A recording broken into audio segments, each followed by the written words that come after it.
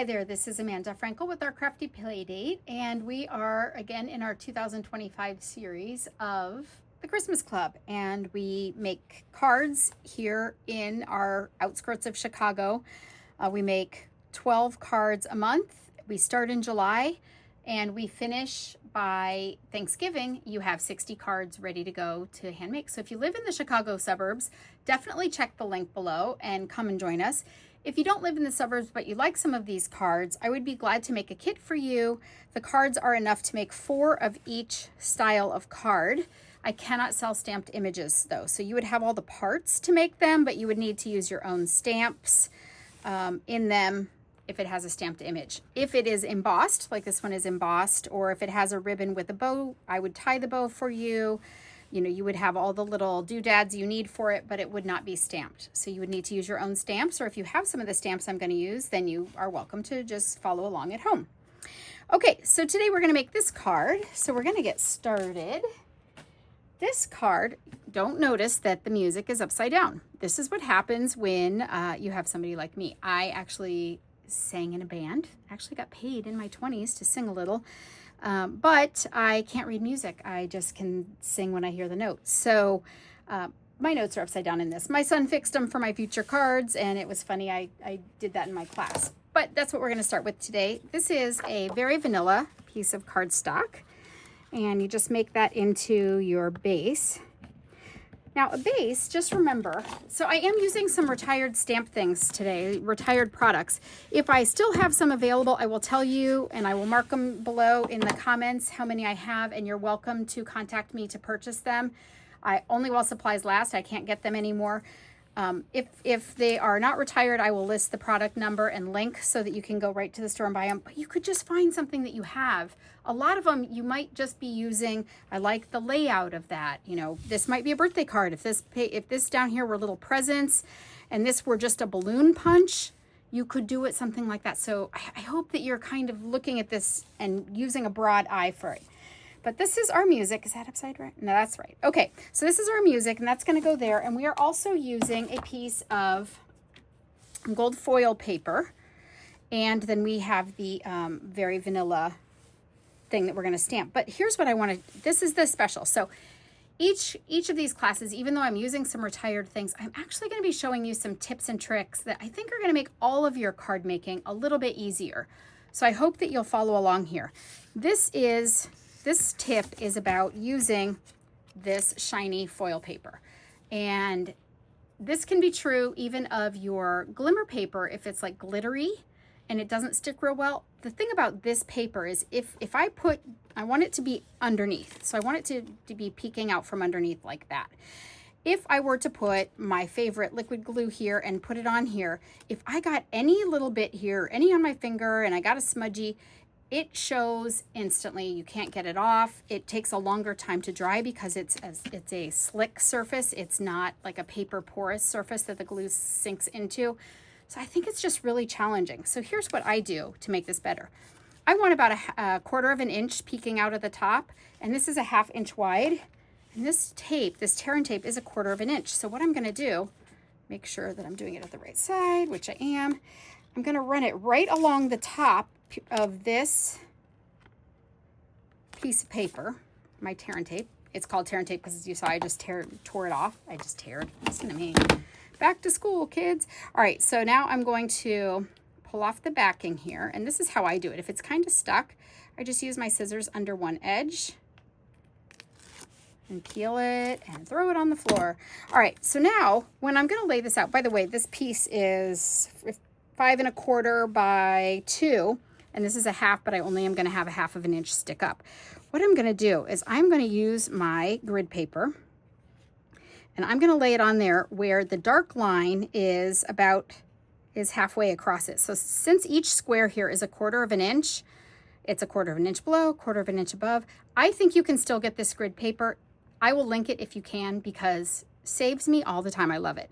So now I'm just going to use my eyeballs, and I'm going to lay that right on there and pick it up and give it a press, and it's done. I don't have to worry about getting any stick above on here on the shiny part. So that will be awesome. because now I'm going to use my glue. And it won't matter that this is on here because, quite frankly, I'm going to stick it down anyway. So that works for me. All right, a little bit of liquid glue there. And I'm going to put this on here. Awesome. Super easy. So, oh, this is the beauty of the liquid glue. See that? I made it crooked and I just slipped it around and made it straight. Okay, the stamp set that we are using today is retired. It's called For Unto Us, and this is hilarious. I bought it. I'm not personally super religious this way, but I do have some customers who like to make religious Christmas cards, so I always get a religious set, and I had never used it. As you can see, we have 2 stamps out right now, but I had never used the stamp set. It had retired, and I was like, why did I not use that? My people would love that. So we did it. And what better phrase than Hark the Herald, Angels Sing. Oh, but before we go on, this paper, I should have told you. That paper is retired. It is called Joyful. It's 12 by 12. It comes with 8 sheets in a pack, and they all have gold accents in them. So I've got 2 packs of that available. It's retired and you can't get it anymore, but this is what all the sheets look like. So there is this one, which we've used in a Christmas card in our series before. Actually, maybe all of them. Anyway, so there's this one here that's got some gold. Then there's this green. So this is garden green, cherry cobbler, and vanilla in this with the gold metallic. The back sides are all just white. It's really made for you to use this. This one looks like wood and makes you go blind. Here's our music, and then this plaid. So anyway, it comes with 8 in a sheet in a pack, and it would be $15 each pack if you are interested in a pack of this. And again, it would have 2 of each of these in 12 by 12, and it's unopened. I just don't want to open that other pack. Okay, so now we're going to go ahead and do our stamping. So this is a 2.5-inch circle. I used a punch for it. We have a punch that is 2.5 inches, and it works for me. You are welcome to use whatever shape you like. So you can change these, guys. You can absolutely change my layout. I'm using cherry cobbler ink, so I will list that below also. And I will list these stamp sets below because if you decide you want to go on, eBay or something and try and find them, I understand. The beauty with a circle. So if you were to stamp this, and I don't have the sticker on it, if you were to stamp it in a square, you'd have to get it like perfectly centered and straight and everything else with your angles. But when you do it in a circle, I could do it like this. I have no idea where up is. Doesn't matter because I'm just going to rotate it and put it wherever I want. So circles are easy. Circles are easy. So I used a punch for it. A lot of people have the framelits that cut out certain different size circles. Those work great. What you can do is when you're going to make a card then, and you want to see what circle works, just pull out whatever stamp it is and put it over your circle. Does it fit in your circle? Great, then that's the size you need. Really easy.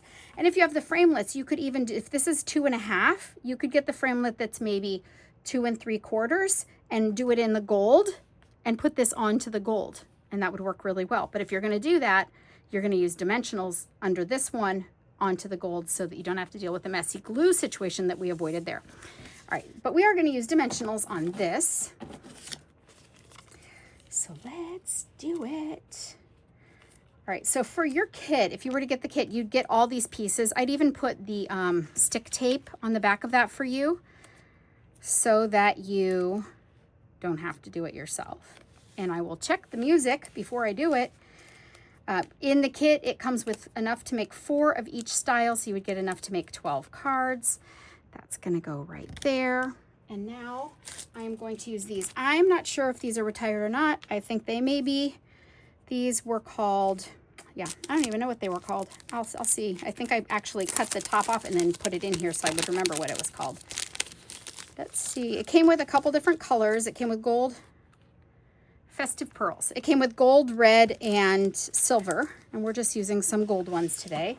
And we're just using 3. I don't recommend you use scissors because then you can sometimes cut the adhesive right off the thing. If you do it more like a spatula, like kind of scooping it.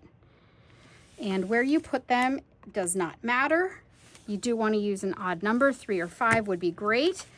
because your eye appreciates odd numbers. All right, so I hope that you learned a trick here with the gold, and I hope that you will stop back and see us soon. If you'd like a kit, let me know. If you are in the Chicago area, definitely check below for my class link, so maybe you can come and join us for our class. September is already scheduled. October, I have not put the dates in yet, but September is scheduled. Thanks so much for stopping by. We'll talk to you soon. Bye-bye.